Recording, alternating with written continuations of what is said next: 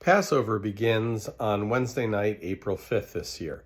We hope you'll join us on Thursday night, April 6th, for our second night of Passover Congregational Seder here at Temple.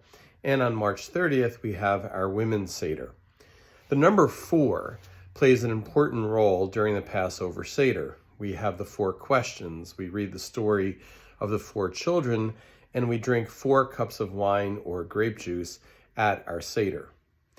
Now, the reason we drink the 4 cups of wine is because there are 4 different words that are used in the book of Exodus to describe what God did for us. God will free us, redeem us, deliver us, and take us out of slavery.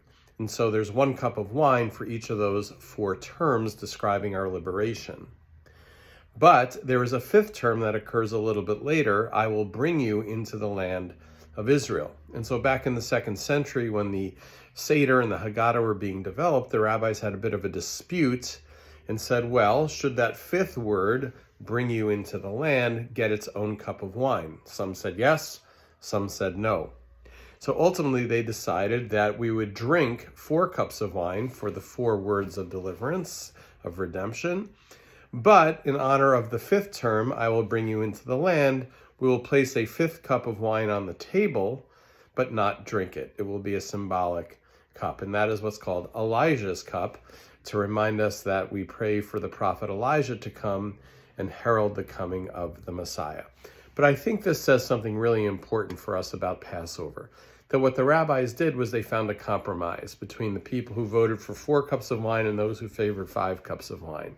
They found a way to make it work. And if Passover is our season of freedom and liberation, one of the greatest joys of freedom is discussion, is debate, is back and forth, and most importantly, finding a way that we can all work together and live together to find a way of being in the world that we can all be comfortable with. So as Passover approaches, I encourage you to use your Seder as a time to talk about the meaning of the Haggadah, the meaning of the Seder, and what it means for you in your life. And we hope to see you in person here at Temple for our Women's Seder and for our Congregational Seder.